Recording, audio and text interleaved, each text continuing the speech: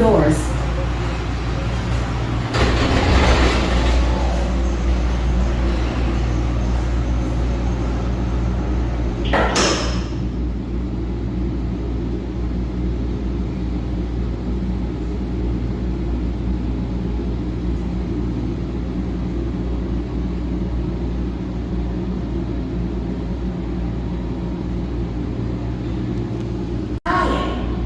Cruising at a leisurely 1 mile per hour, you'll get to know the sights of Orlando aboard the tallest observation wheel on the East Coast. Be sure to have your cameras ready and take a moment to locate the north, south, east, and west markers above the windows so you know where to look. Gazing out over this thriving city, it's hard to believe that what you see began as lakes, wetlands, and palmetto prairie. But something about Orlando has always held a special fascination for dreamers who came from far and wide to make their visionary ideas reality. While today, most people know us for our theme parks and first-class hospitality, the story of Orlando and its legacy of dreams goes back thousands of years when the original wheel was the hot new tech. In the beginning.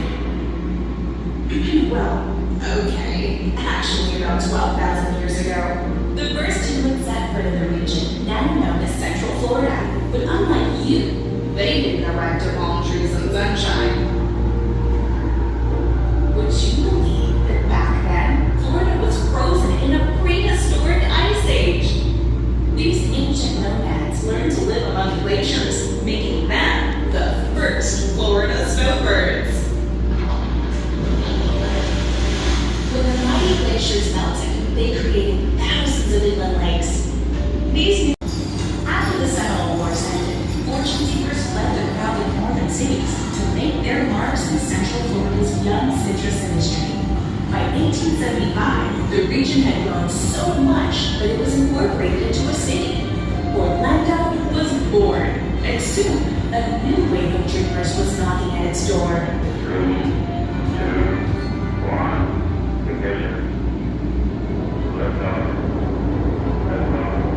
The 20th century ushered in an industrial revolution, opening minds to new spheres of opportunity, including the stratosphere.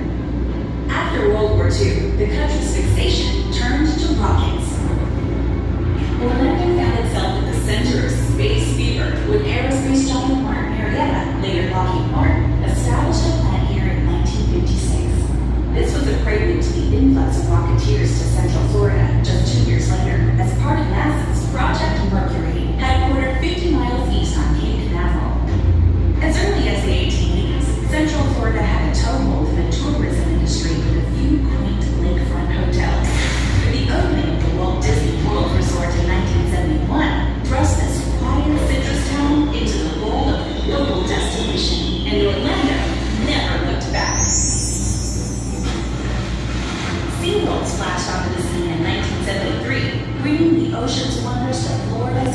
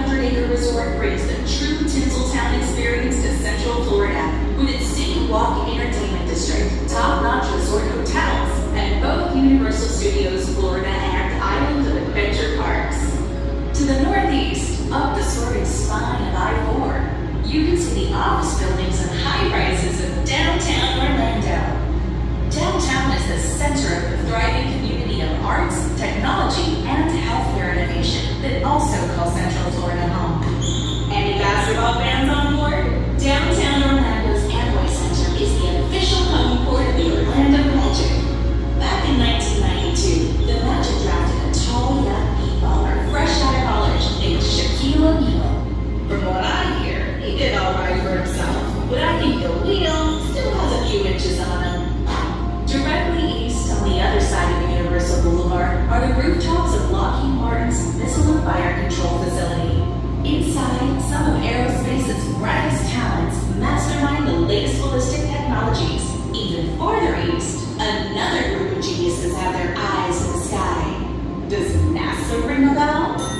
If you look past the cooling towers at Staten Energy Center, you might spy the blinking airplane lights atop the Kennedy Space Center's vehicle assembly building. This 500-foot structure has served as the delivery room for some of NASA's biggest babies, from the Saturn V rocket to the Space Shuttle fleet. Since 1962, Kennedy Space Center has launched every major American mission into the final frontier, from the Apollo 11 moon landing to the Mars Curiosity probe. Today, space fans from all over make the hour drive from Orlando to Kennedy Space Center Visitor Complex for launches. But my favorite place to watch is from right up here. Looking to the southeast, you might see a plane or two flying over the control tower of Orlando International Airport, formerly known as McCoy Air Force Base. The military hasn't used the airfield, so riders were literally at the height of comfort during their 20-minute revolution. Like its cast iron forefather, this wheel is supported by a cobweb structure of spokes, spindles, and hubs.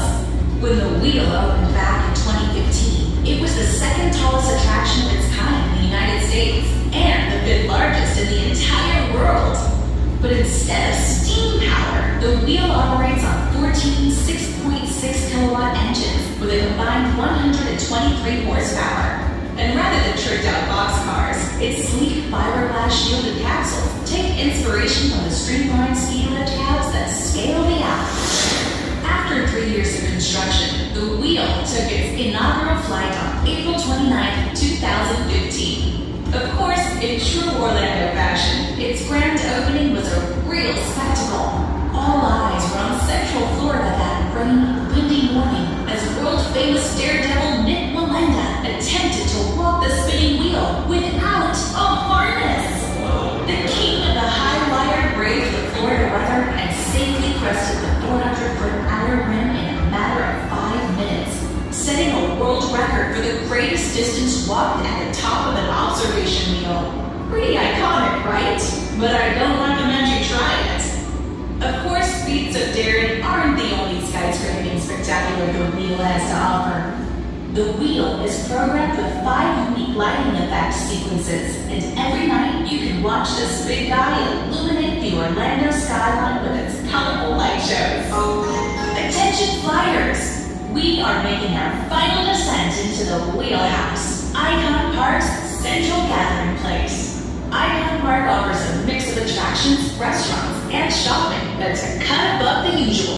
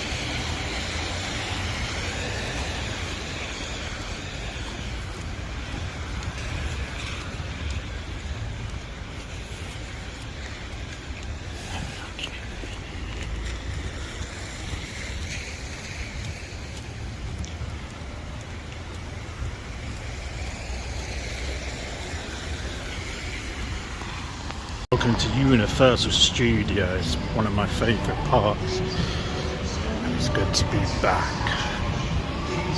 I'm going to tour around both parks.